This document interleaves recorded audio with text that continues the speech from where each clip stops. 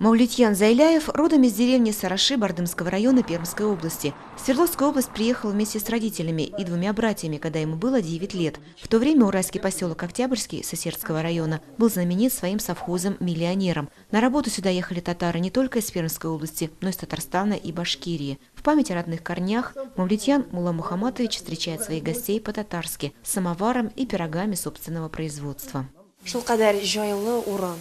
Это очень уютное, очень подходящее место для отдыха татар. Печка, скамейки, вся обстановка напоминает татарскую деревню. И мы за это кафе Мавлютьяну Абые очень благодарны.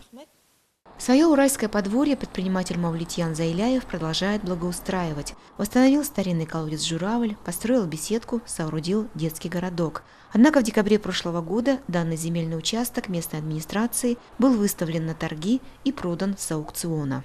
Когда я просил мне снизить аренду, которую они подняли мне за 90 соток за социальный объект, 602 тысячи в год.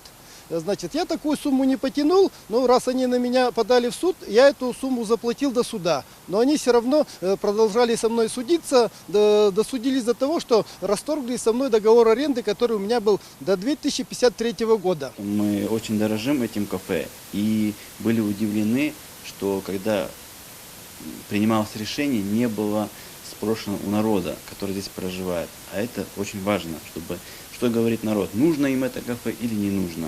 Тогда только нужно принимать решение, а дальше подводить под закон, чтобы было все официально.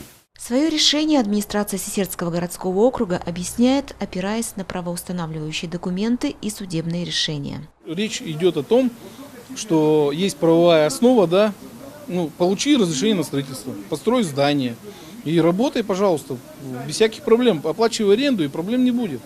То есть даже администрация шла на те уступки, что сократить земельный участок с 90 соток, да, до 6, до 7, до 6 соток, да, под которыми находится здание. Вот, и в течение 5 лет практически, да, данный предприниматель никак не реагировал, поэтому администрация просто другого выхода не видела. Судьба кафе «Очаг» в поселке Октябрьский Сосердского городского округа будет решаться в ходе дальнейших судебных прений. Альфия Габдушева, Салават Киямов, ТНВ, Свердловская область.